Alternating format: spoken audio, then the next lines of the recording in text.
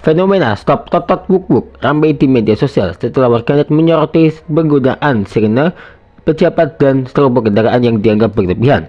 Protes warga berkembang kreatif melalui meme, poster digital, hingga stiker satir di jalan.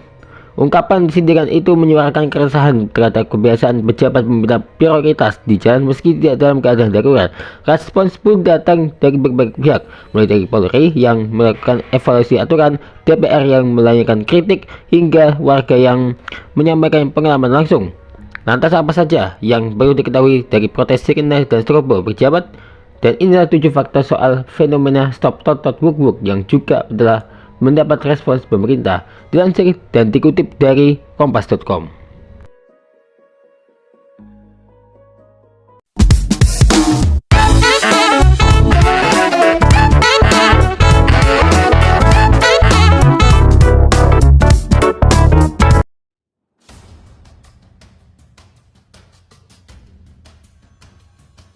Fenomena stop totot wuk wuk muncul sebagai bentuk protes warga terhadap sirene pejabat dan strobo kendaraan yang kerap digunakan sembarangan. Kritik warga tak lagi sekedar keluhan, melainkan menjelma gerakan kreatif di media sosial. Meme, poster digital, hingga stiker satir bermunculan untuk menunjukkan keresahan. Salah satu yang viral berbunyi, "Pajak kami ada di kendaraanmu, stop berisik di jalan, tot tot tot tot wuk wuk wuk wuk." Ungkapan ini menjadi simbol perlawanan atas perlakuan istimewa di jalan raya. Keluhan publik diarahkan pada kendaraan pejabat yang tetap memakai pengawalan meski tidak darurat. Bahkan sejumlah kendaraan sipil kedapatan memasang strobo dan sirene tanpa hak.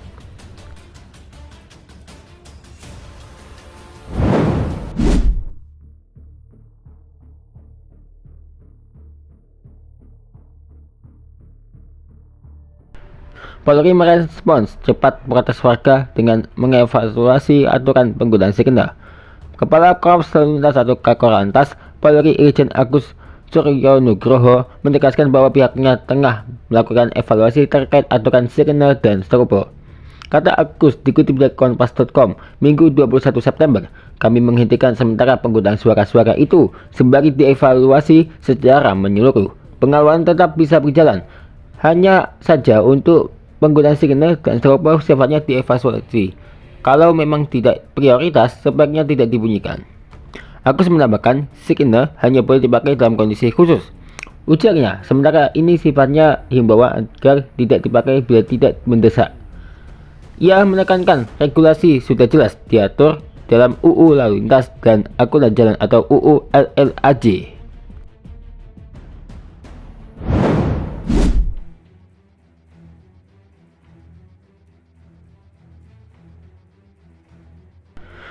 Dukungan untuk gerakan ini datang dari DPR. Anggota Komisi 3 DPR fraksi Golkar, Sudesson Tandra, menyampaikan kritik keras. Jadi, ujar dia dikutip dari kompas.com hari Minggu, pertanyaannya, apakah pejabat perlu cepat, lalu masyarakat tidak? Kalau ingin cepat, dia berangkat lebih awal, jangan wuk wuk wuk begitu. Ia juga menilai penggunaan sirene pejabat tanpa alasan darurat merugikan publik.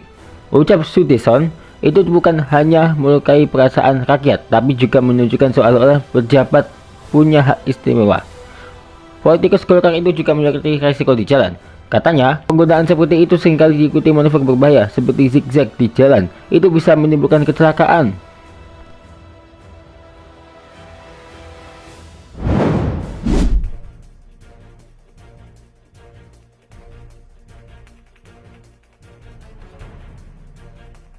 Dilansir dari kompas.com, pada Senin 22 September, lalu lintas di Jalan Gatot Subroto dan tol dalam kota menunjukkan penurunan penggunaan sirene. Selama 1 jam, kendaraan dinas Polri dan TNI melintas tanpa strobo dan maupun rotator.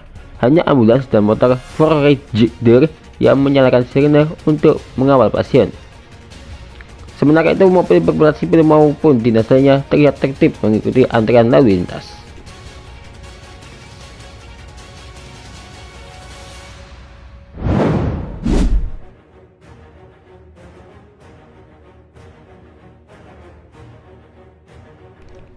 Kesaksian warga tentang penggunaan sirene. Warga menilai penggunaan sirene justru menambah kemacetan dan mengundang emosi. Dwi, 40 tahun, karyawan swasta mengaku emosi karena setiap hari kerap mendengar adanya bunyi-bunyian tersebut di jalan raya. Jadi ucapnya dikutip dari kompas.com. Kalau di luar negeri itu cuma untuk presiden atau wakilnya. Di sini kayak tiap hari ada aja, annoying banget. Apalagi bunyinya dari jauh sudah bikin emosi. Kami 39 tahun juga menyebut pengawalan sering dipakai untuk urusan pribadi. Ujarnya, pernah dengar kabar ternyata dibuat ke padel. Masa iya buat olahraga perlu pengawalan begitu?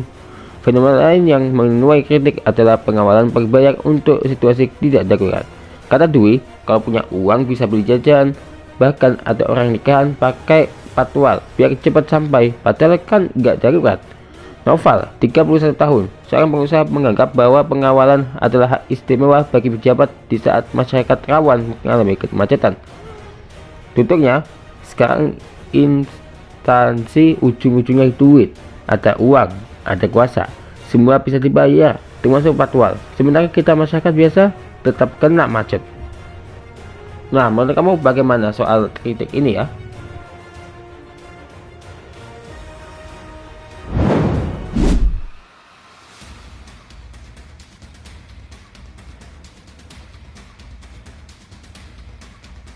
Direktur Lalu Lintas Polda Metro Jaya menegaskan hanya kendaraan tertentu yang berhak memakai sirene.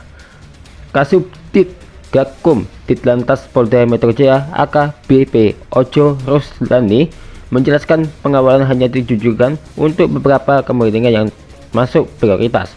Papar Ojo hanya ambulans, pemadam kebakaran, mobil jenazah, tamu negara, dan konvoi tertentu yang dapat hak prioritas. Kendaraan pribadi tidak termasuk. Ojo menambahkan, penyalahgunaan bisa dikenai sanksi pidana. Pelanggar dapat dijerat pasal 287 ayat 4 dengan ancaman kurungan 1 bulan atau denda Rp250.000. Jadi masih mau untuk pakai sirene secara serampangan?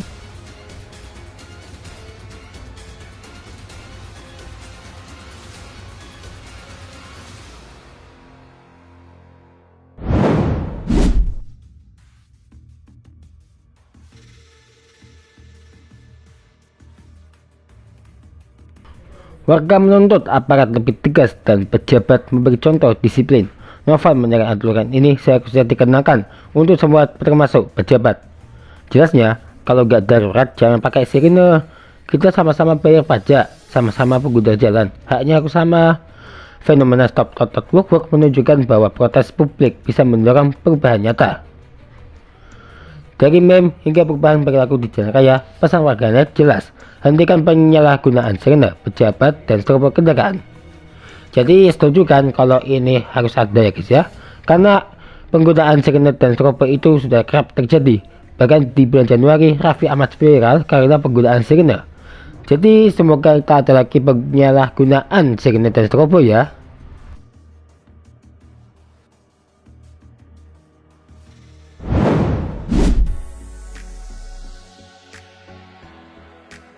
Selanjutnya, kita akan membuat rumah pohon di mini block craft 2 tentunya. Ya, ini juga gampang membuatnya. Yang pastinya ini juga kalian harus bikin sendiri nih di Minecraft maupun mini block craft kalian. Gak betul lah pokoknya ya, Minecraft apapun itu. Nah, penasaran kan bagaimana hasil dari rumah pohon yang satu ini? Ditunggu strategi tentang bikin rumah pohon di mini block craft.